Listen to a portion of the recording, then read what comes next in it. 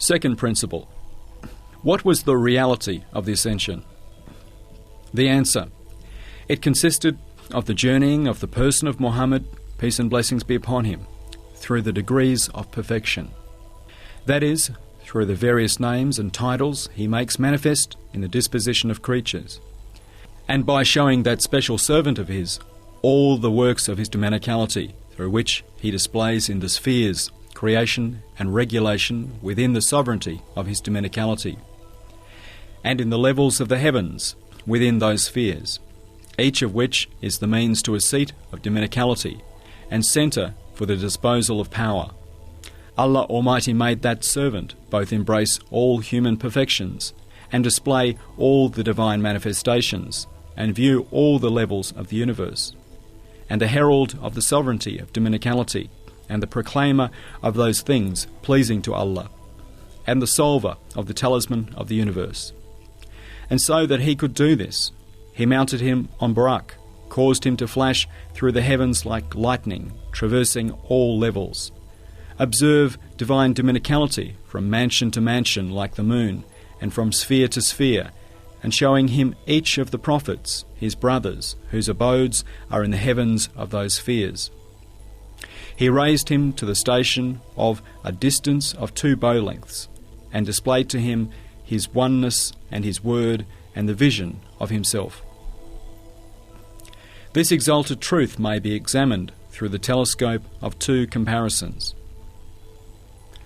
First comparison.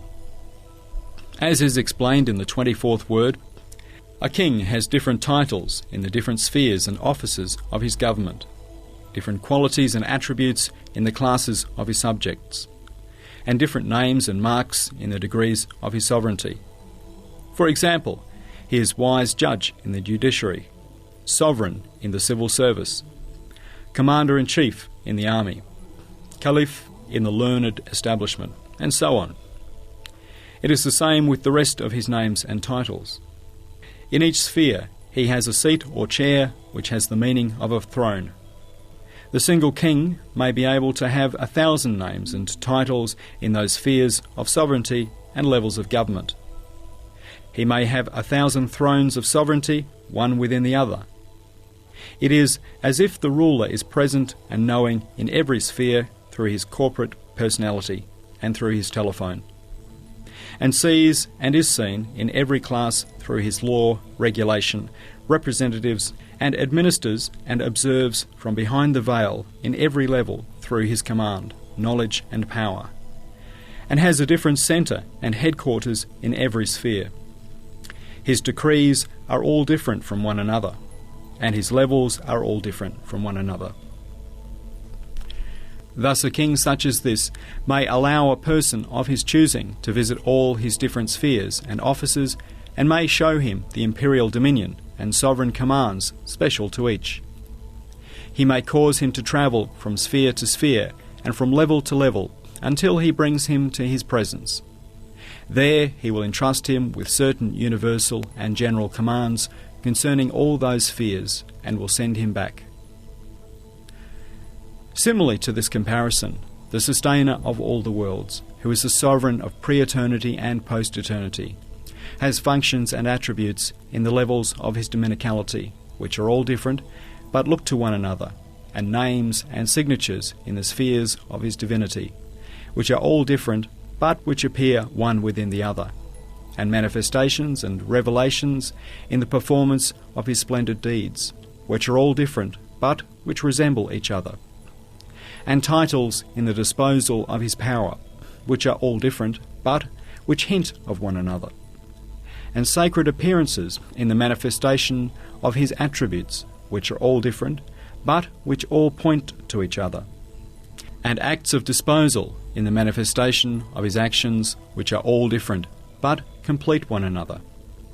And he has a majestic dominicality in his multicoloured art, and creatures whose aspects are all different, but which gaze on one another.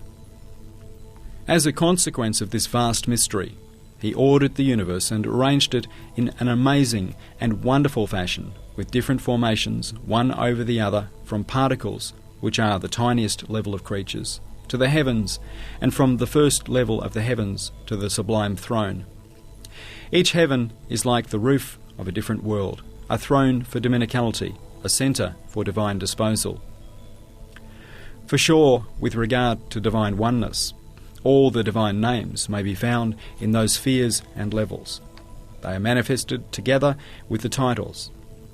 But just as in the ministry of justice, the title of wise judge was fundamental and dominant, and there the rest of the king's titles looked to its command and were dependent on it, so in each level of creatures, in each heaven, one name, one divine title is dominant, and the other titles look to it. For example, in whichever sphere of the heavens the Prophet Muhammad, peace and blessings be upon him, met with Jesus, peace be upon him, who manifested the name of All-Powerful, in that sphere Allah Almighty himself was manifested with the title of All-Powerful. And for example, the most predominant in the sphere of the heavens, which is Moses's, peace and blessings be upon him, seat is the title of Speaker, which he manifested, and so on. Thus, since the person of Muhammad, peace and blessings be upon him, manifested the greatest name, and all the divine names, and since his prophethood was universal, he was surely connected with all the spheres of dominicality, and to meet with the prophets whose seats are in those spheres, and to pass through all those levels, surely necessitates the fact of the ascension. Second comparison. The title of Commander-in-Chief, which is one of the titles of a king, is manifested and makes an appearance in every rank of the army, from that of Commander-in-Chief, which is a broad and universal rank, to that of Corporal, which is special and particular. For example, a private sees in the person of his corporal a sample of the imposing title of Commander-in-Chief. He looks to it and takes his orders from it. On becoming a corporal, the manifestation of the title in the sergeant's rank will command his attention, and it will be to that he will look. Then, if he is promoted to the rank of sergeant, he will see a sample of the title of Commander-in-Chief, and a manifestation of it in the lieutenant's rank. It will be present together with a seat peculiar to it at that rank, and so on. He will see the title in each of its ranks of captain, major, general, and field marshal in relation to its smallness or largeness. Now, if the Commander-in-Chief wishes to entrust the private with a duty which concerns all the ranks of the army, if he wishes to promote him to a rank where he can observe each sphere like an inspector and himself be observed, he will cause him to make a tour of inspection of the ranks, from that of the corporal to the highest, and will also allow him to be seen. Then he will receive him into his presence, and honouring him with a conversation, and conferring on him a decoration and decree, will send him back whence he came in an instant. The following point must be noted in this comparison. If the king is not in any way powerless, and if he has spiritual power in the same way that he has material power, he will not appoint persons like the general, field marshal, and lieutenant as his representatives, but will himself be present everywhere in person. He will give his orders directly, merely from behind curtain veils and individuals, themselves of rank.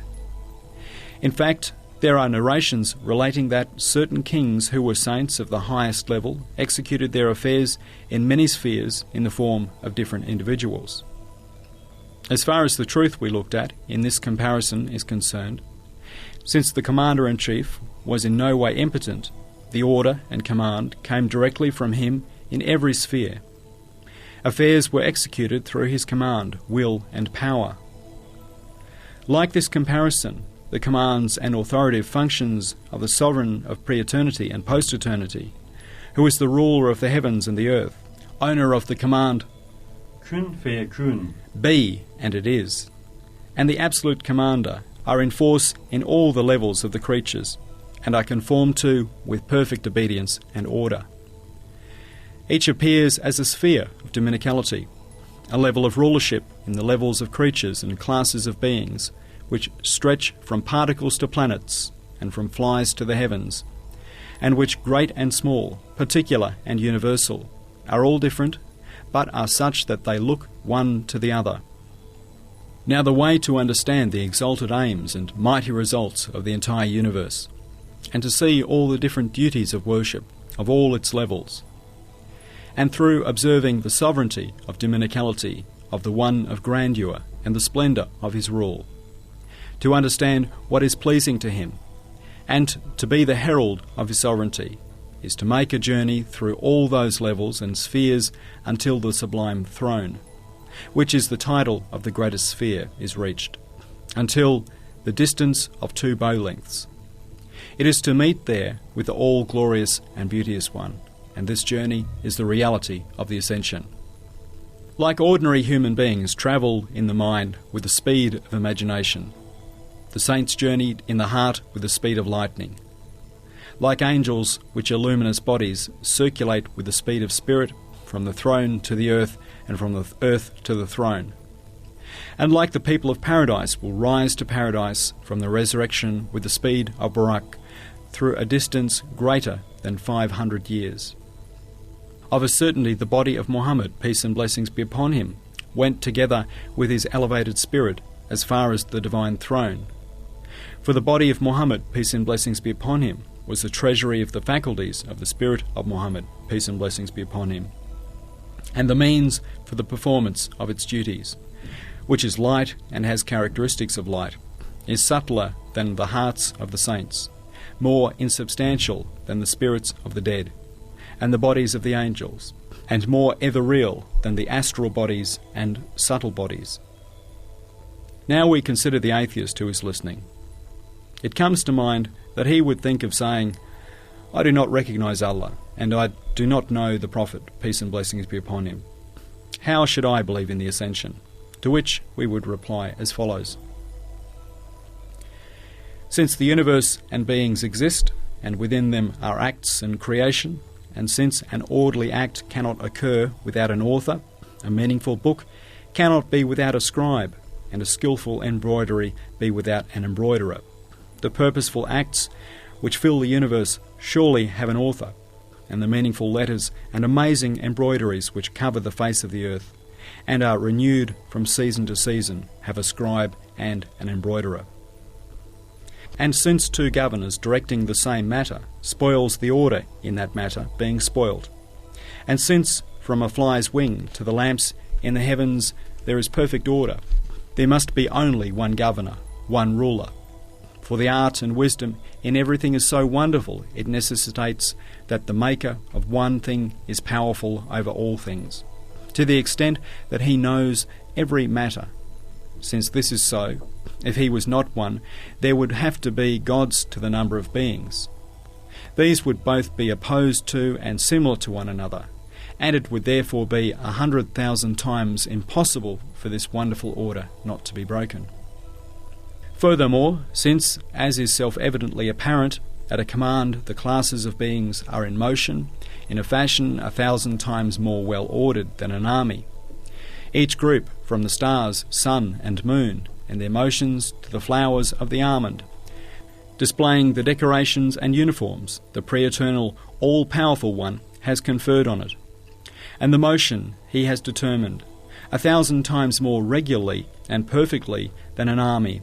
Since this is so, the universe has an absolute ruler behind the veil of the unseen, to whose command its beings look and conform.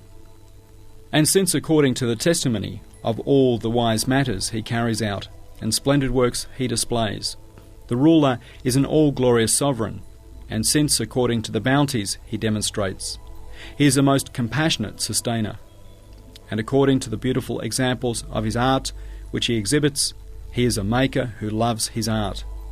And since he is an all-wise creator who wishes to attract to his works of art the admiring gazes of conscious beings through the adornments and skills he demonstrates, and since it may be understood that he wishes to make known to conscious beings the meaning of the adornments which astound the mind, that he displays in the creation of the world, and to inform them through the wisdom of his dominicality about where creatures come from and where they are going.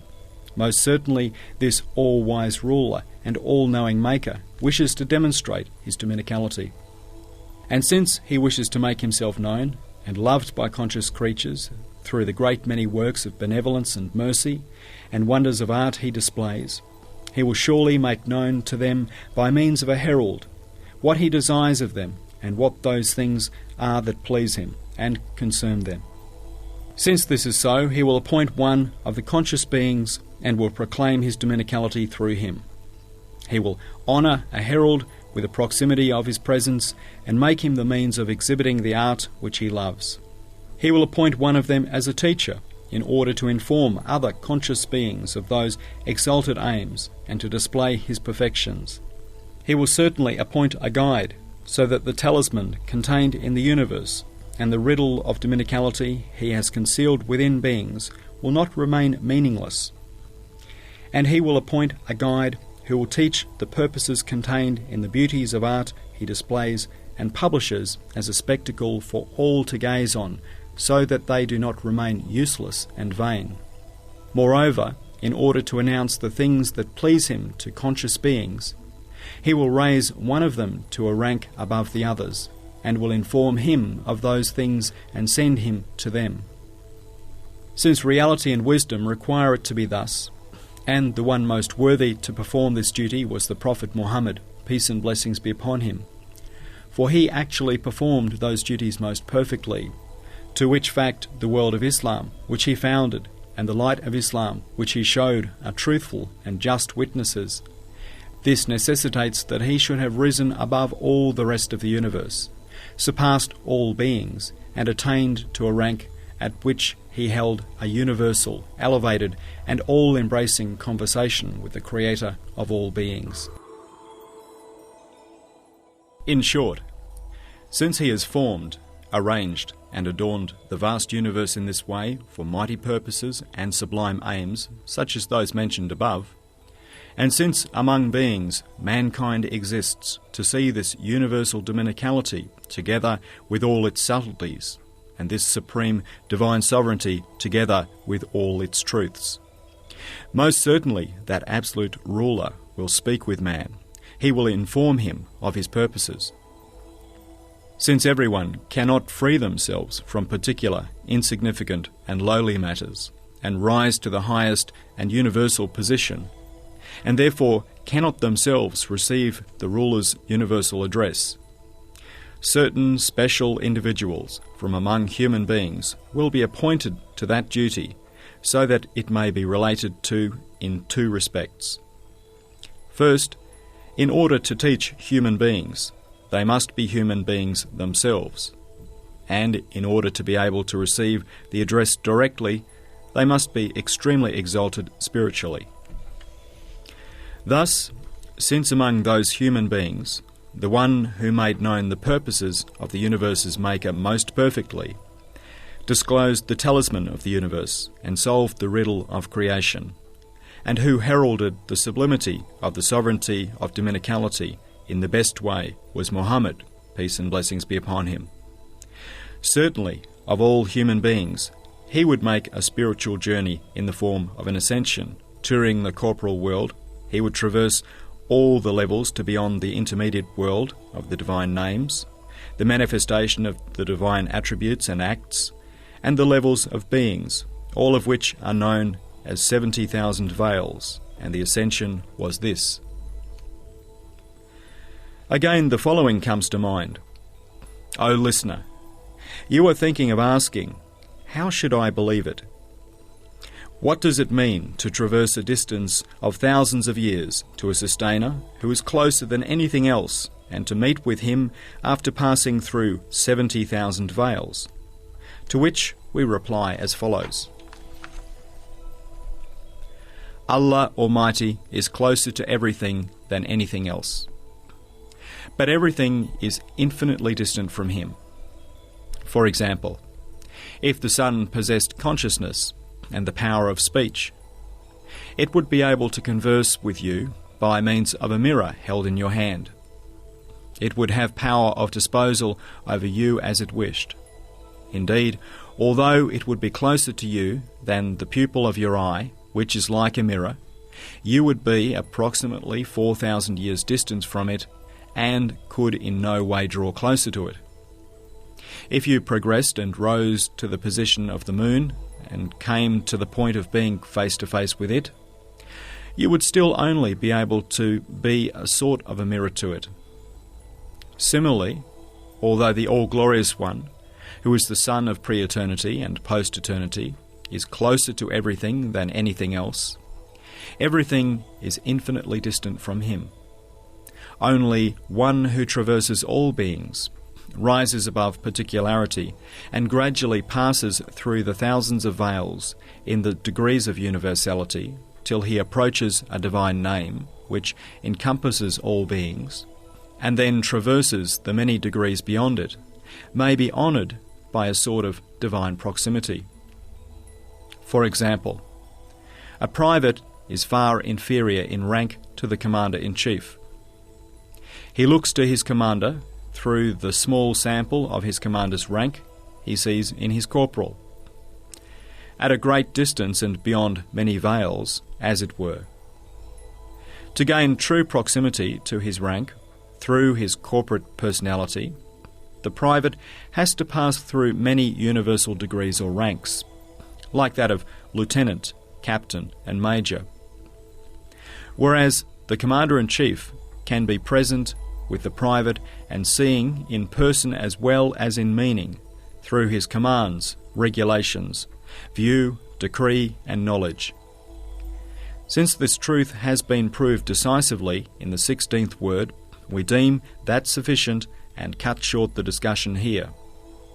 Again, it comes to mind that you are thinking of asking, I deny the existence of the heavens, and I do not believe in the angels. So how can I believe in someone travelling in the heavens and meeting with the angels?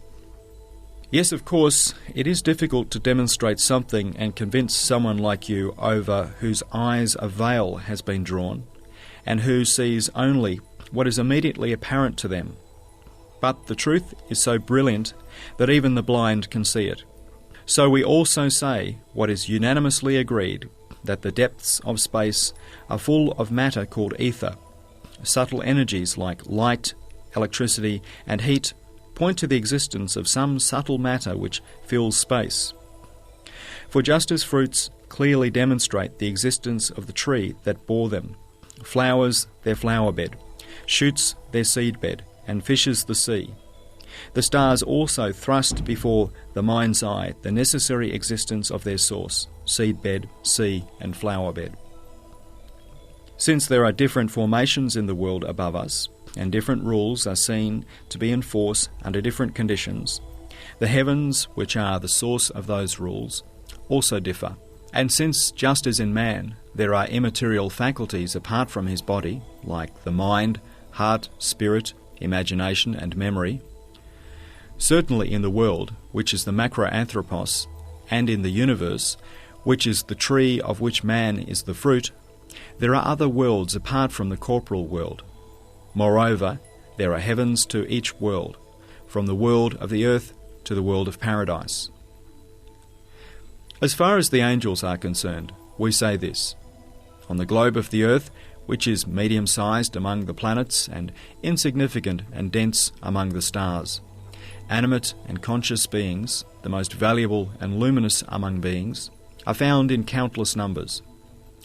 So surely the stars, which are like embellished castles and fine palaces compared to the earth, which is like a dark house, and the skies, which are like the seas of stars, will be the dwelling places of angels and spirit beings, which are conscious, animate, and extremely numerous, and of various sorts.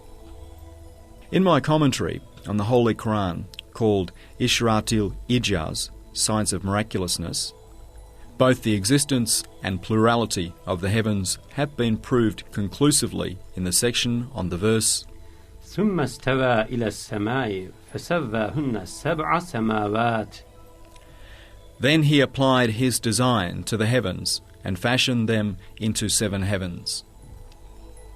And in the 29th word, we have proved the existence of angels with the finality of 2 plus 2 equals 4. So considering those to be sufficient, we cut short the discussion here. In short, It is required by wisdom and by reason that the heavens are formed of ether, that they are the source of subtle energies like electricity, light, heat and gravity, and that, in accordance with the hadith, السماء موج مكفوف. the heavens are waves held back. They are favourable for the motion of stars and planets. It is further required that from Majorat al-Samar, the Milky Way, to the closest planet, they should consist of 7 levels in different states and formations, and that each level, each world, from the world of the earth to the intermediate realm and world of similitudes, to the world of the hereafter, should have a heaven like a roof. And the following comes to mind. O atheist, you say man is only able to ascend to a height of 1 or 2 kilometres with 1,000 difficulties by means of the aeroplane. Footnote: this treatise was written in 1928 or 29. How then could someone come and go bodily within a few minutes, covering a distance that would normally take thousands of years?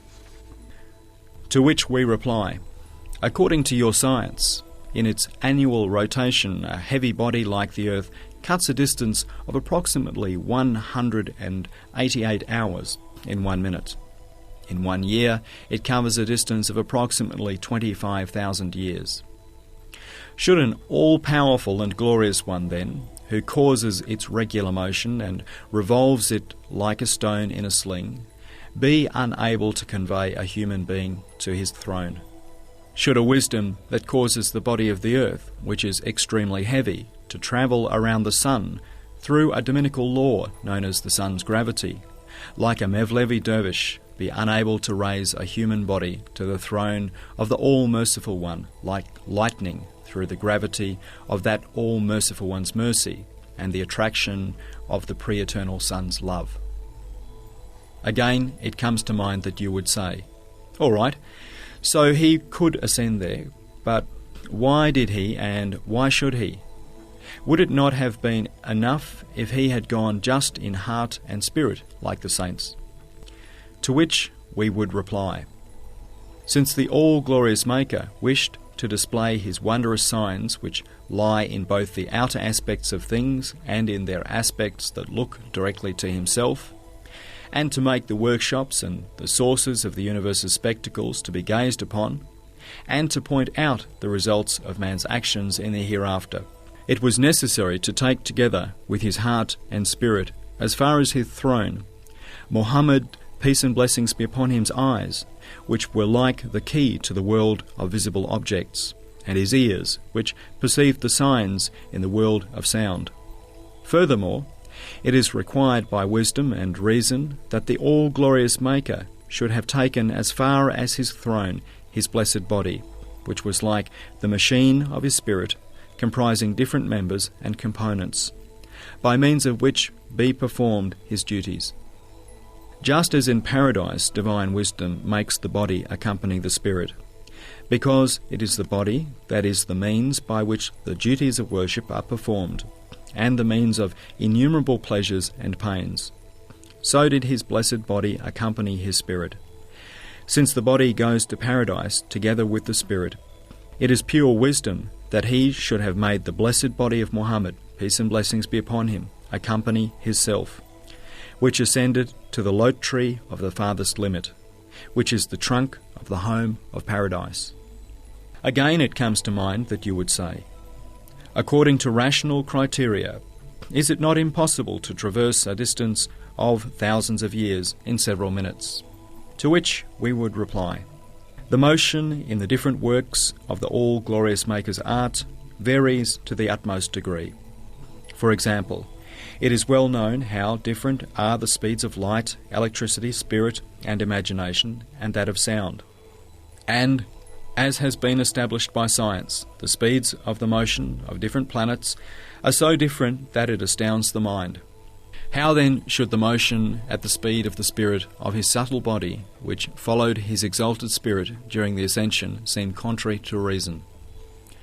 Furthermore, it sometimes happens that on sleeping for 10 minutes you are subject to a year's worth of different states. and even if the words spoken and heard during a dream lasting 1 minute were collected together. For them to be spoken and heard in the waking world, a day or even longer would be necessary. That means a single period of time is relative.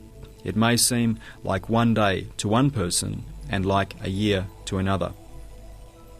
Considering the meaning of this by means of a comparison, let us imagine a clock which measures the speed of the movement displayed by man, cannonballs, sound, light, electricity, spirit, and imagination.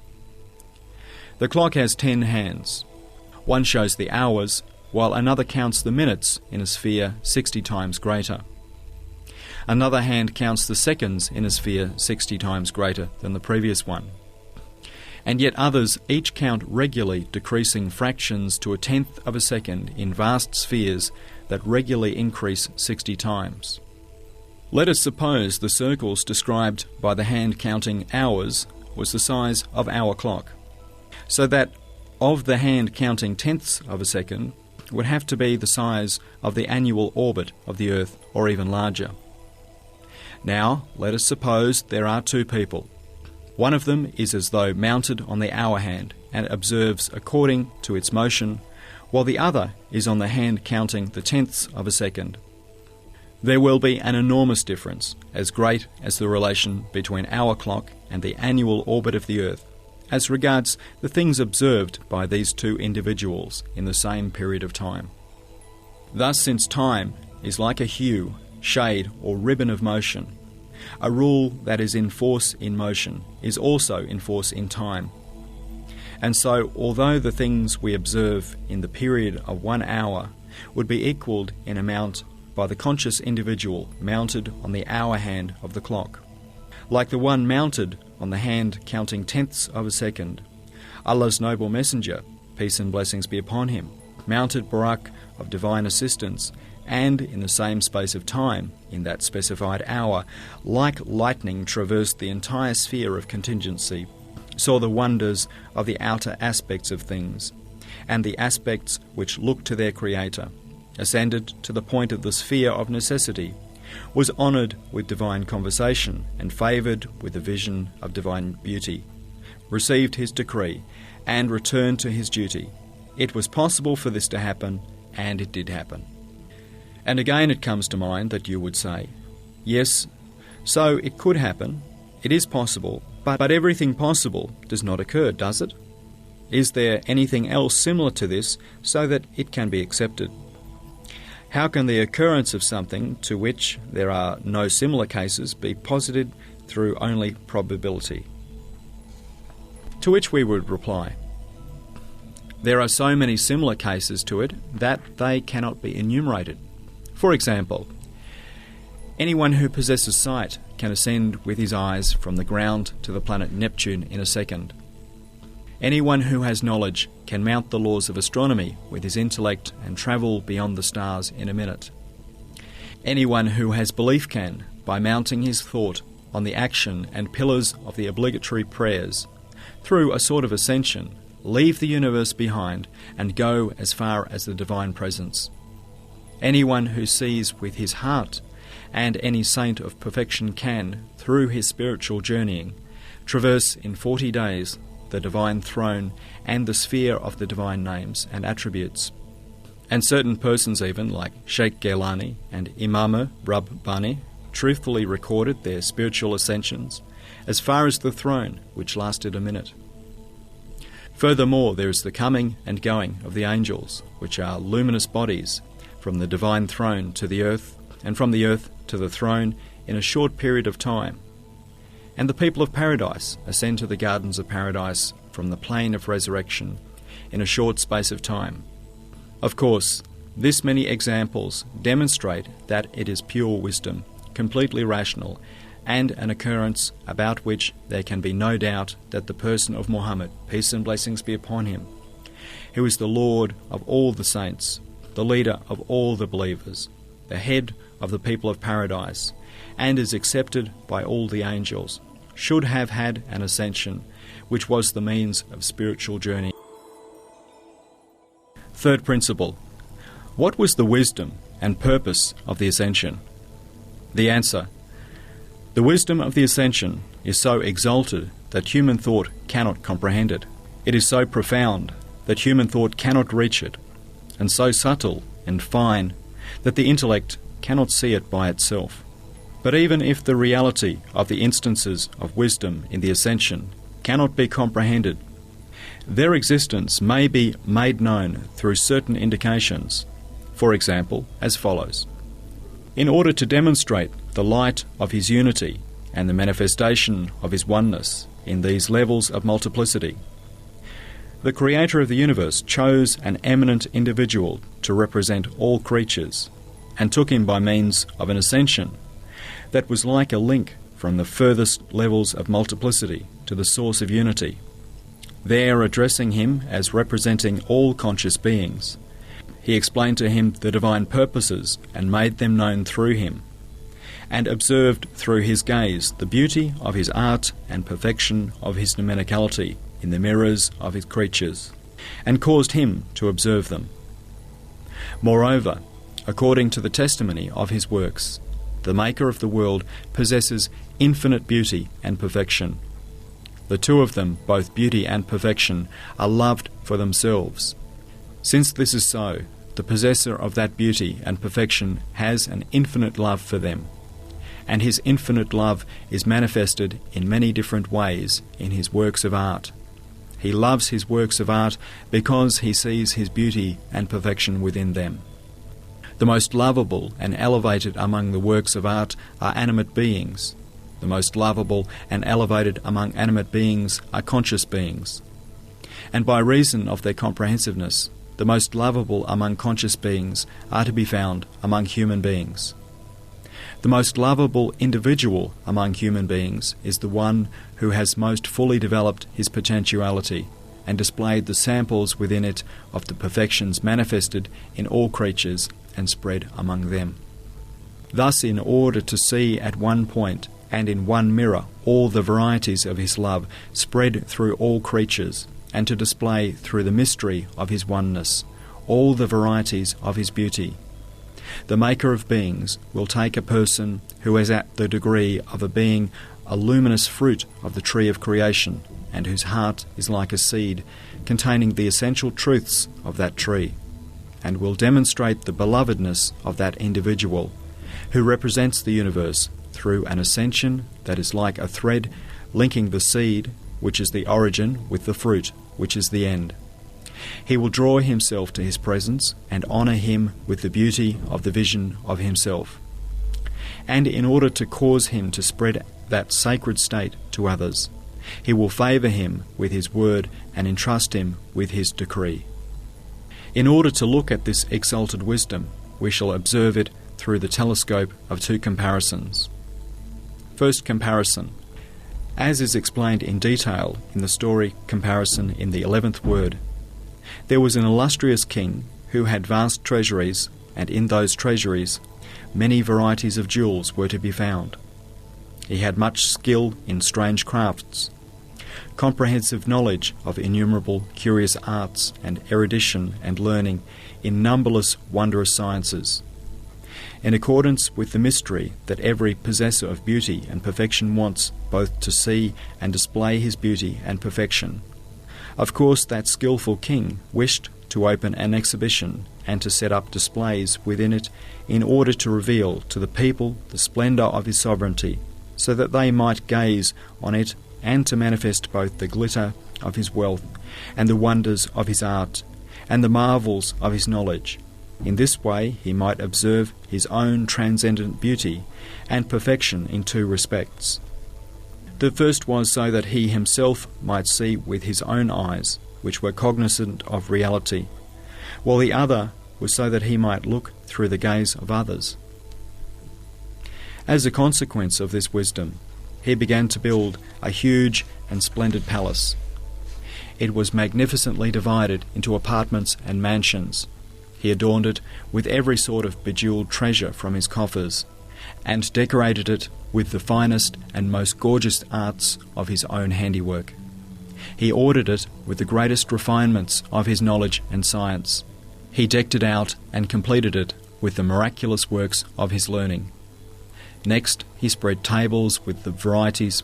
Next, he spread tables with varieties of bounties and the most delicious of foods, worthy for each group, and prepared a general banquet. Then, in order to display his perfections to his subjects, he invited them to the banquet to behold the perfections. Then he appointed one of them as the highest-ranking general, invited him up from the lower levels and mansions to tour sphere after sphere in the levels rising one after the other, showing him the successive machinery and workshops of his wonderful art and the storehouses for the produce coming from below. He brought him to his own particular sphere and private apartment. There he honoured him through showing him the blessed person who was the source of all those perfections, and taking him into his presence, he informed him of the true nature of the palace and his own perfections. He appointed him as guide to the other spectators and sent him back. He was to describe to the people the palace's maker by means of its contents, inscriptions and wonders, and inform those who entered the palace of the elusive meanings of the inscriptions within it, what the works of art signified, and what the harmonious and well-proportioned inscriptions and works of art in its interior were, and how they pointed to the perfections and skills of the palace's owner. He was also to teach them the correct behaviour and formalities in viewing the exhibition, and describe the protocol and ceremonies which were in accordance with the pleasure and desires of the learned and skilful king who did not appear. In exactly the same way, وَلِلَّهِ الْمَثَلُ الْأَعْلَى, and Allah's is the highest similitude, the all-glorious Maker, who is the monarch of pre-eternity and post-eternity, desired to behold and display his infinite perfections and boundless beauty. So he made this world in such a fashion that every being utters his perfections with numerous tongues, and points to his beauty with many signs. The universe shows through all its beings the many hidden immaterial treasures in all of his most beautiful names, and the many veiled subtleties in all of his sacred titles. And it shows this in such a way that, although since the time of Adam, all sciences, together with all their laws, have studied this book of the universe, only a tiny proportion of the book's meanings and signs, which state and point to the divine names and perfections, have been read. Thus the wisdom of the all-glorious one of beauty, the all-beauteous one of glory, the Maker possessing perfection, who opens the palace of the world as though it was an exhibition in order to see and display his own transcendent beauty and perfections, requires that he should inform someone of the meaning of the palace's signs, so that they do not remain vain and without benefit for conscious beings on the earth.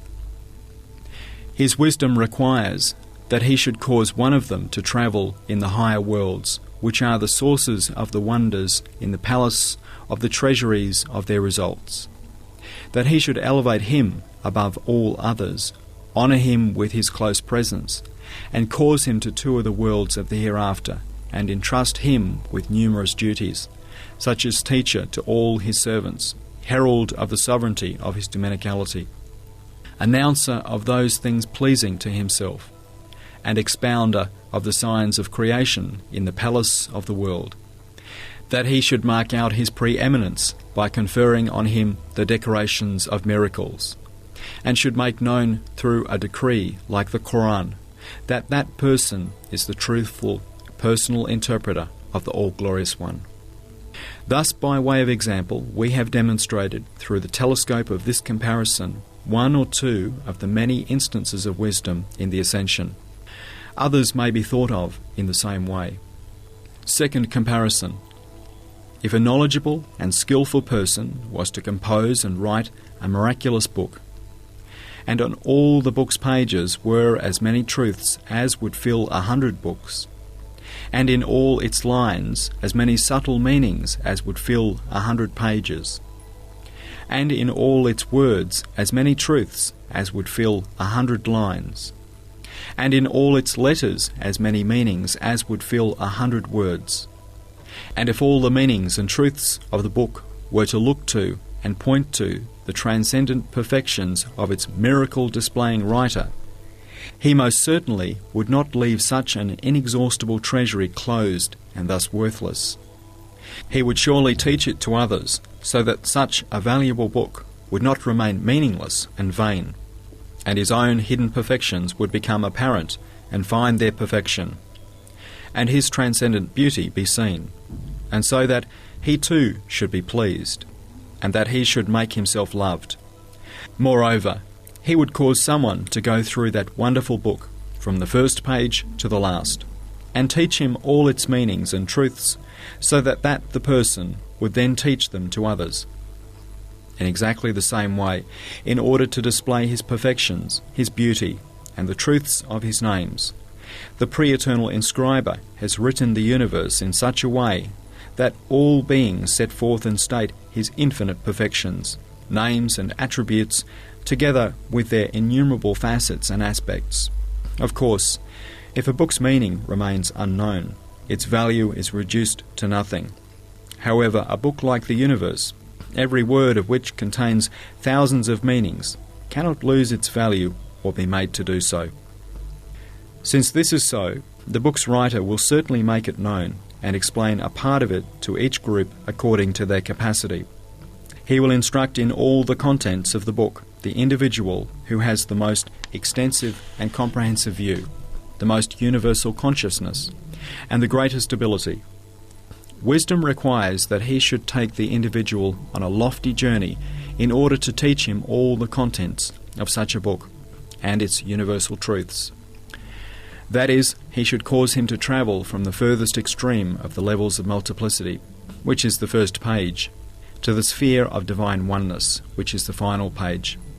Thus, through this comparison, you can look to an extent at the exalted instances of wisdom in the Ascension. Now, we shall consider the atheist who is listening, and listening to his heart, we shall learn what state it is in. And so it comes to mind that his heart would say, "I have begun to believe in it now, but I still do not have a clear understanding of it. I have 3 more important difficulties. The first, why was this mighty ascension special to Muhammad the Arabian, peace and blessings be upon him? The second, how is he the seed of the universe, and you say that the universe was created from his light, and also that he was the farthest and most illumined fruit? What does that mean? The third, in your explanations above, you say that he made his ascension in order to rise to the celestial realm, and to see the machinery and workshops of the works of art found in the realm of the earth, and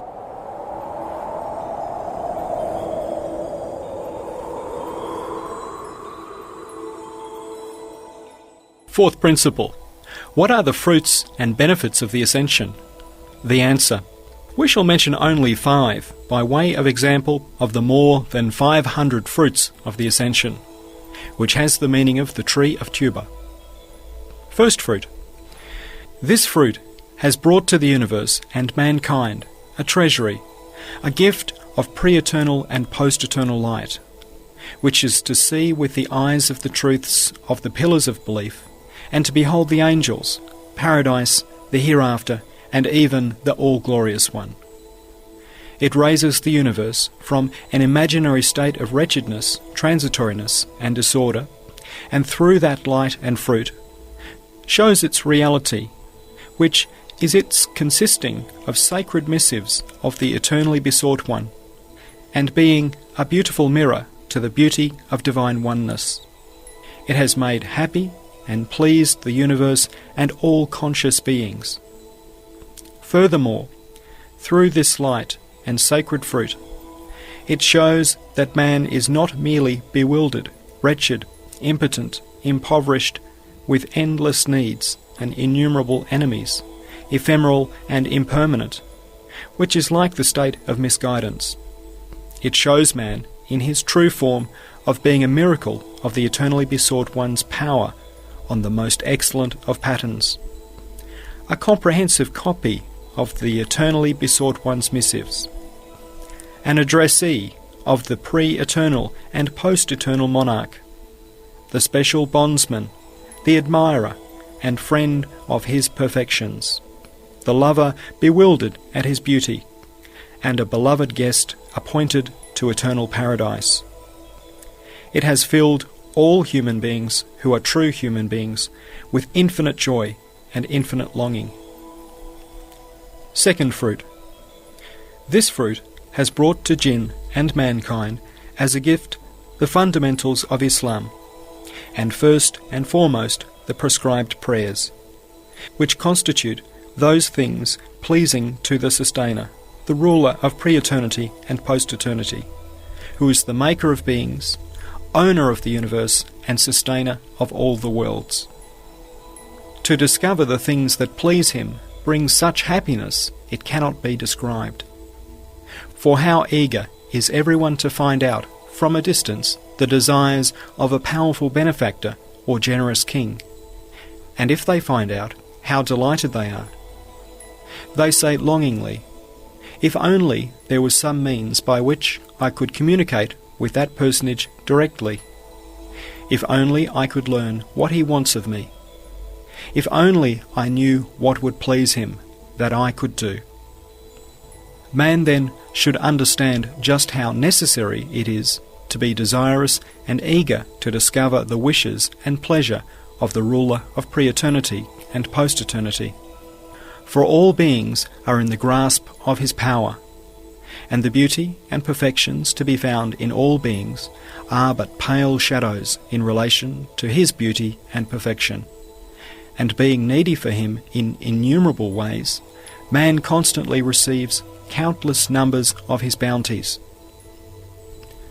Thus, as a direct fruit of the ascension, Muhammad, peace and blessings be upon him, heard with utter certainty what it is that pleases the monarch of pre-eternity and post-eternity, behind 70,000 veils, and returning, brought it as a gift to mankind.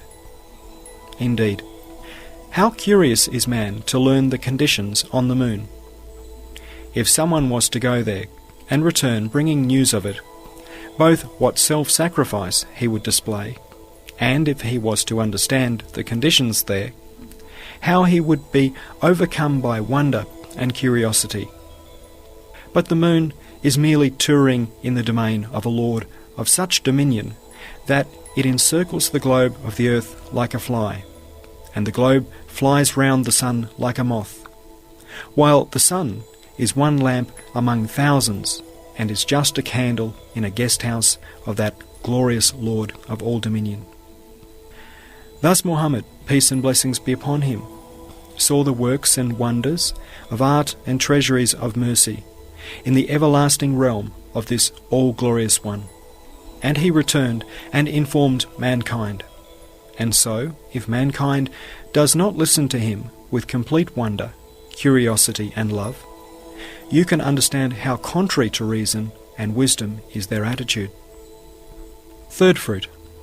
Muhammad, peace and blessings be upon him, saw the treasury of eternal happiness, obtained the key, and brought it as a gift to jinn and men.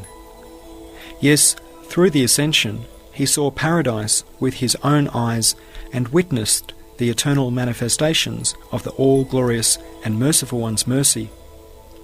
He understood eternal happiness with absolute and utter certainty, and brought as a gift to jinn and men the good news of its existence. If wretched jinn and men imagine themselves and all beings to be in the soul-searing situation of an unstable world amid the upheavals of decease and separation, being poured with the flood of time and motion of particles into the oceans of non-existence and eternal separation, it cannot be described how precious and enheartening such good news is in the ears of ephemeral jinn and men, who thus supposed themselves to be condemned to eternal annihilation.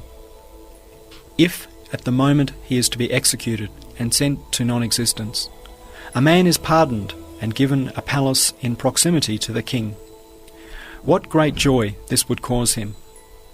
So gather up all such joy and happiness to the number of jinn and men, and then evaluate this good news. Fourth fruit.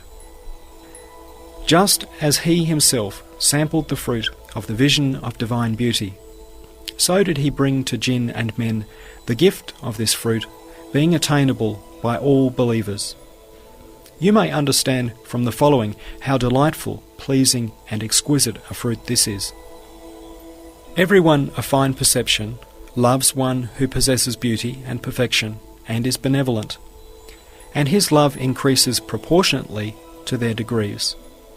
It reaches the degree of worship and a pitch whereat he would sacrifice his very life. On seeing that person only once, his love becomes such he would sacrifice the world. However, in relation to the beauty, perfection, and benevolence of Allah Almighty, the beauty, perfection, and benevolence of all beings are not the equivalent of even a few tiny sparks in relation to the sun.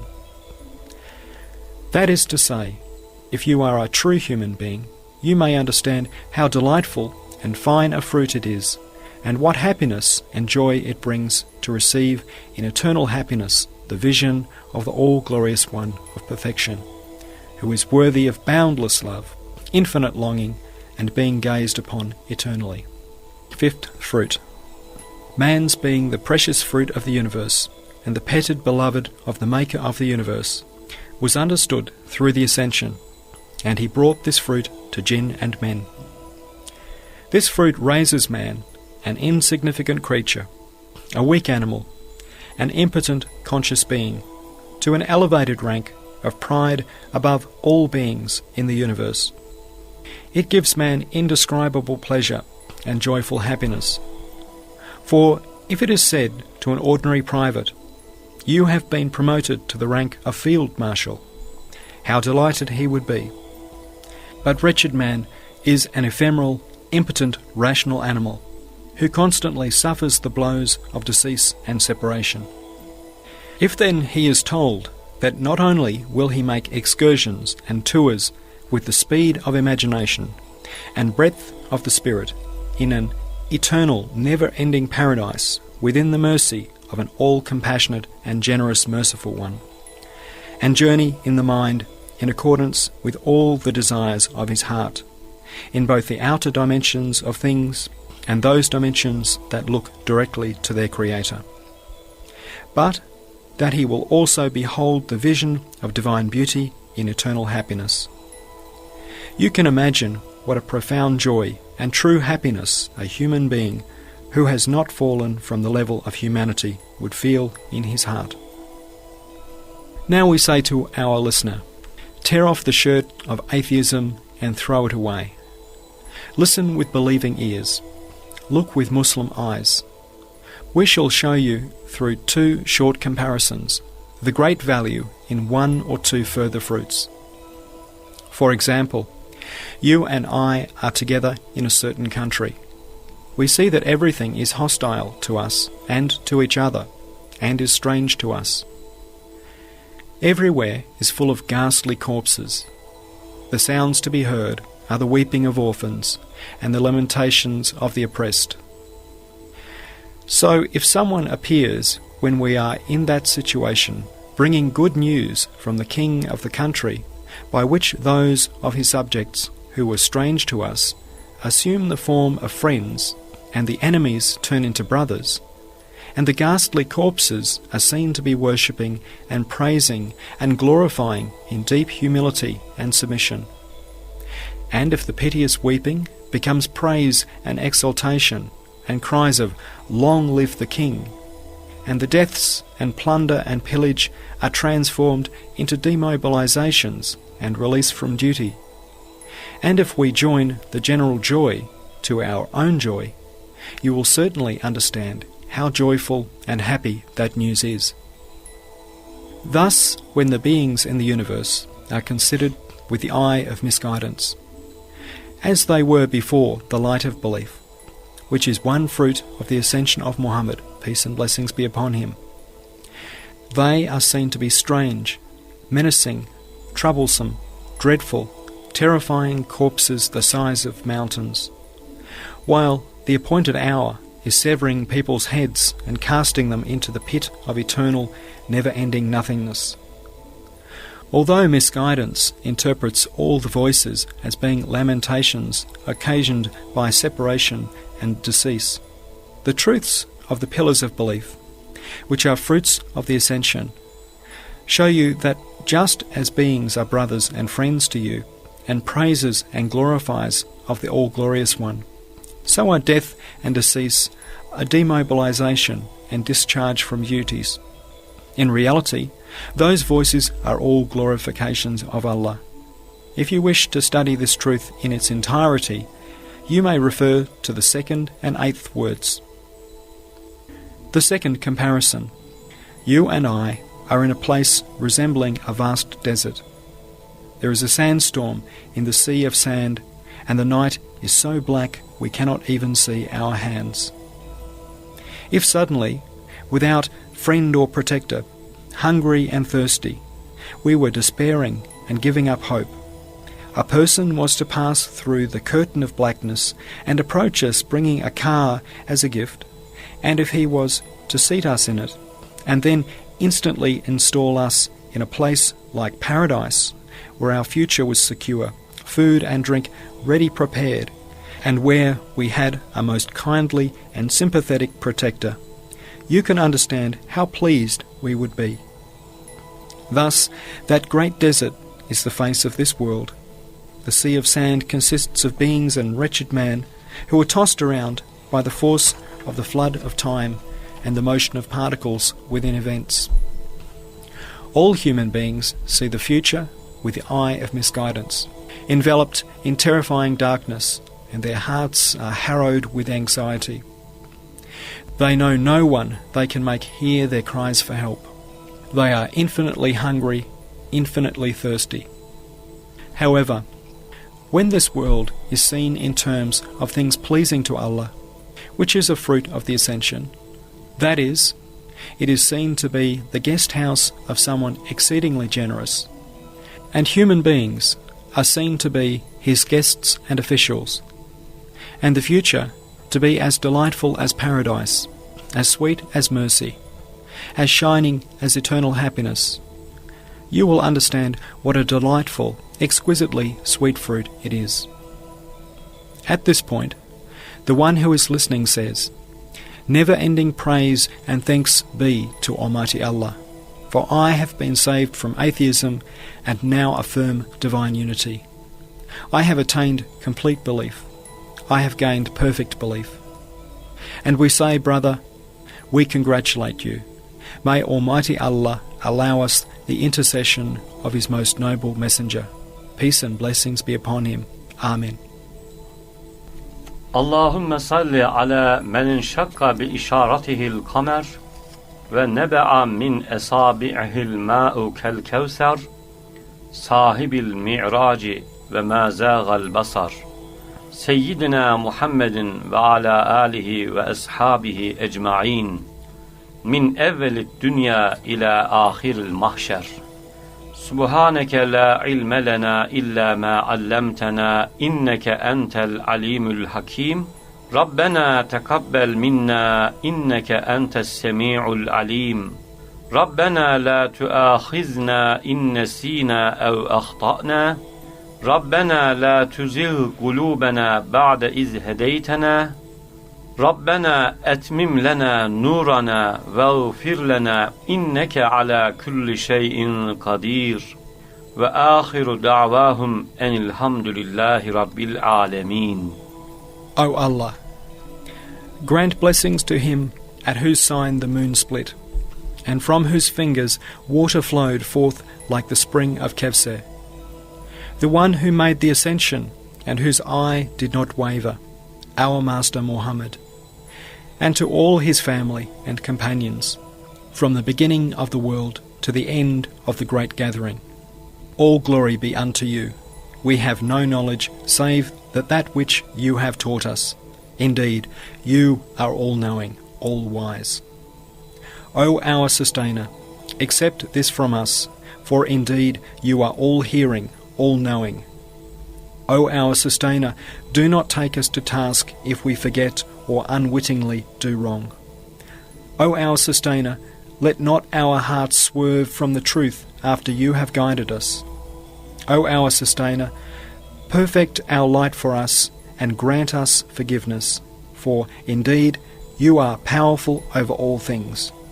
And their call will close with, all praise is due to Allah, the Sustainer of all the worlds.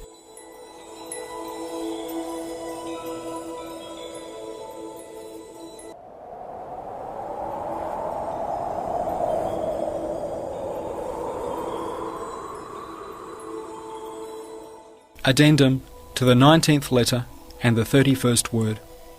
About the miracle of the splitting of the moon. Bismillahirrahmanirrahim. اقتربت الساعة وانشق القمر وإن يروا آية يعرضوا ويقولوا سحر مستمر. In the name of Allah, the Merciful, the Compassionate. The hour is nigh, and the moon is split. But if they see a sign, they turn away and say, this is evident magic. Philosophers and their unreasoning imitators, who want to eclipse with their vicious delusions the splitting of the moon, which is a miracle of Muhammad, peace and blessings be upon him, that shines like the moon, say, if the splitting of the moon had occurred, it would have been known to the whole world and would have been related throughout the subsequent history of man. The answer. Since the splitting of the moon was demonstrated as an evidence of prophethood and happened instantaneously at night when people were asleep, and before a gathering who, although they witnessed such an evidence, denied it, and since there were obstacles hindering the sighting of it, such as mist, clouds, and time differences between different parts of the world, and since at that time science and civilization were not widespread, and observation of the skies was very limited, and the event itself was exceptional, there was therefore nothing to necessitate that it should have been seen all over the world and passed into the general histories. For now, listen to 5 points out of many that will scatter those clouds of delusion concerning the splitting of the moon. First point, the extreme stubbornness of the unbelievers there at that time is well known and recorded in history, and yet, when the all-wise Quran announced this event to the whole world through saying, وَانشَقَّ الْقَمَرُ, and the moon is split, not one of those unbelievers who denied the Quran spoke up to give the lie to this verse. That is, not one of them denied the event it was announcing. If the event had not been considered as a definite fact by the unbelievers at that time, they would have taken the verse as a pretext, denied it in a most fearsome manner, and tried to attack and overthrow Muhammad's, peace and blessings be upon him's, claim to prophethood. However, the biographies of the Prophet and histories mentioning the event relate nothing to suggest that the unbelievers denied it. The only thing that history relates is as the verse, وَيَقُولُ سِحْرٌ مُسْتَمِرٌ, and they say, this is evident magic, points out the unbelievers who saw the event declared it to be magic, and said that if the caravans in other places had seen it, it was true. Otherwise he had bewitched them.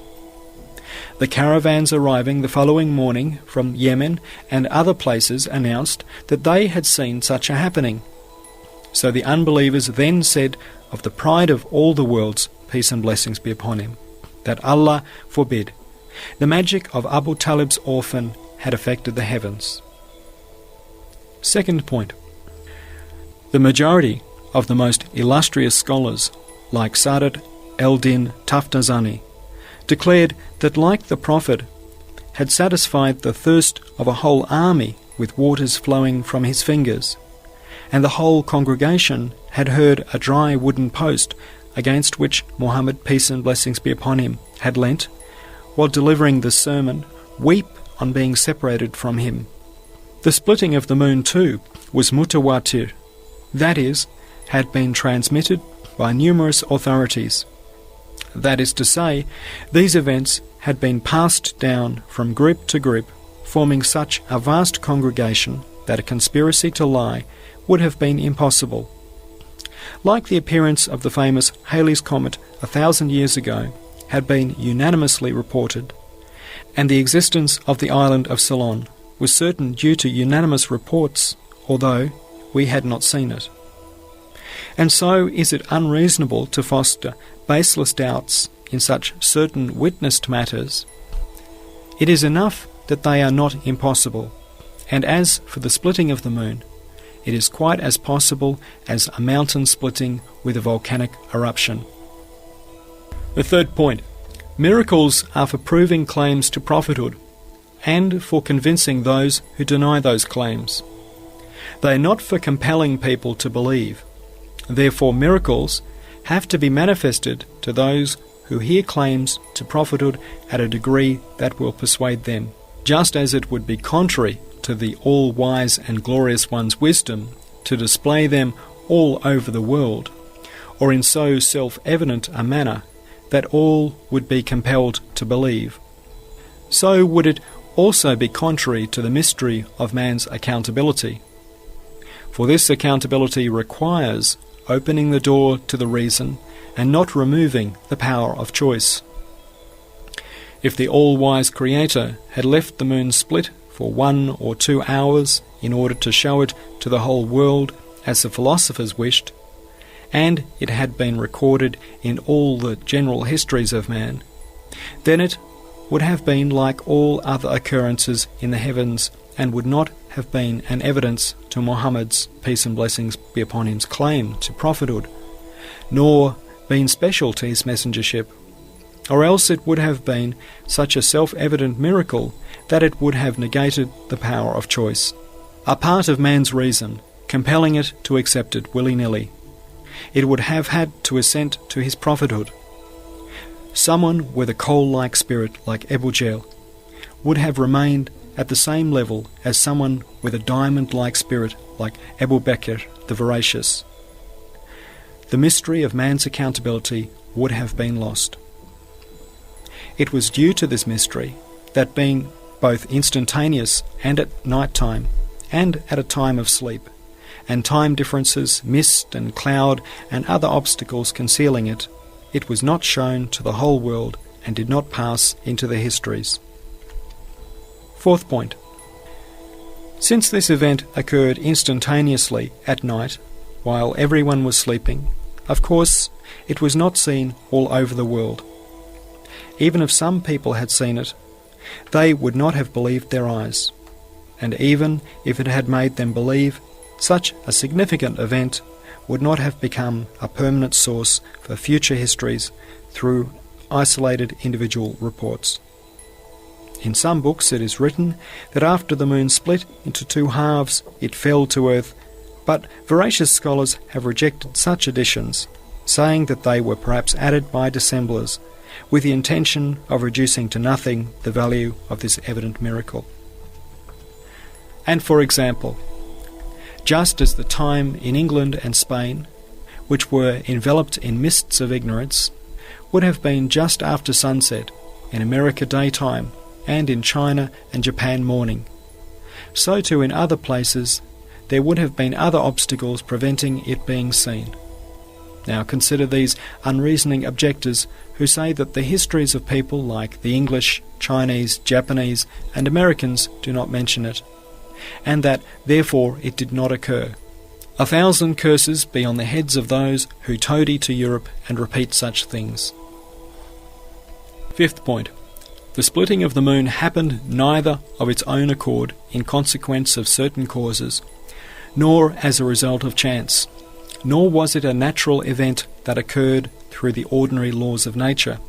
Rather, the all-wise Creator of the sun and moon caused it to happen as something out of the ordinary, in order to confirm his messenger's messengership and to illuminate his claim. As the mystery of guidance, the mystery of human accountability, and the wisdom of messengership required, it was demonstrated as a convincing proof to certain people specified by dominical wisdom. The mystery of wisdom required that it was not shown to people in every region of the world who had not yet heard of Muhammad's, peace and blessings be upon him, claim to prophethood. Numerous obstacles prevented them, therefore, such as mist, cloud, and time differences, and the fact that in some countries the moon had not risen, and in the others the sun had risen, while in others it was morning, and in yet others the sun had just set. If it had been shown to all and sundry, it would have been shown as a result of the sign of Muhammad's, peace and blessings be upon him, and a miracle of prophethood, in which case his messengership would have been so manifest that everyone would have been compelled to affirm it. No choice would have remained for the reason, and belief is attained through man's power of choice and his reason.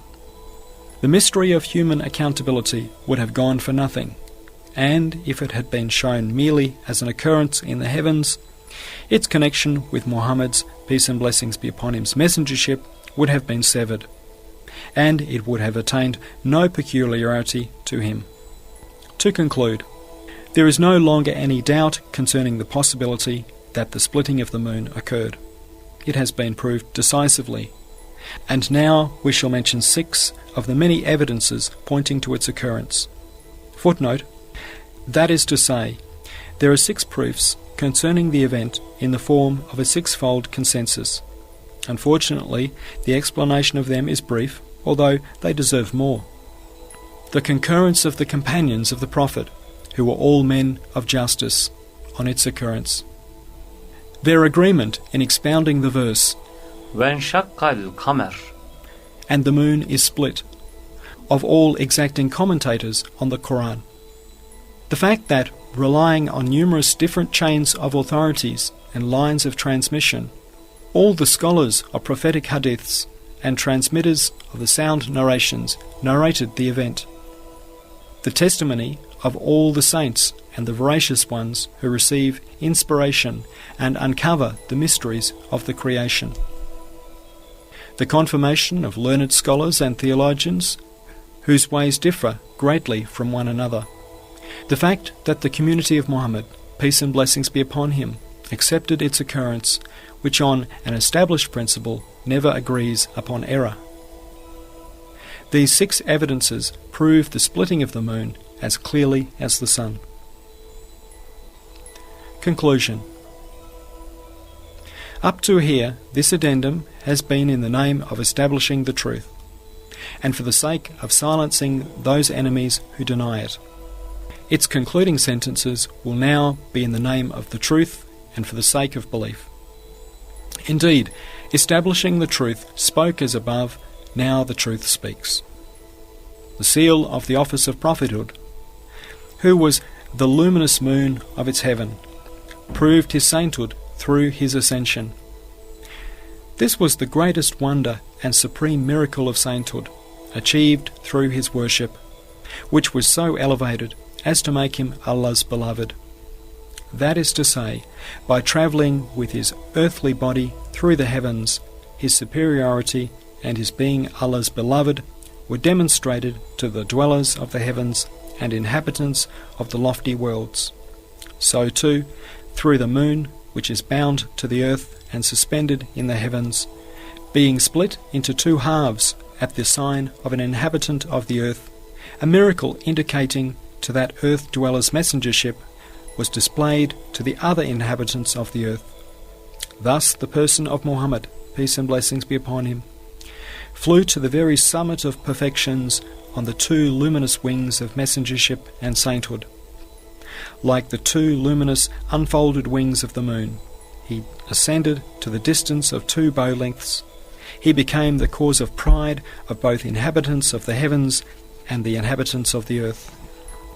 عليه وعلى آله الصلاة والتسليمات ملء الأرض والسماوات سبحانك لا علم لنا إلا ما علمتنا إنك أنت العليم الحكيم اللهم بحق من شق القمر بإشارته اجعل قلبي وقلوب طلبة رسائل النور الصادقين كالقمر في مقابلة شمس القرآن Amin. Amin. Upon him and upon his family be blessings, and peace such as will fill the earth and the heavens. Glory be unto you. We have no knowledge save that which you have taught us. Indeed, you are all-knowing, all-wise. O Allah, for the sake of the one at whose sign the moon split, make my heart and the hearts of all true students of the Risale-i like the moon in the face of the sun of the Quran. Amen. Amen.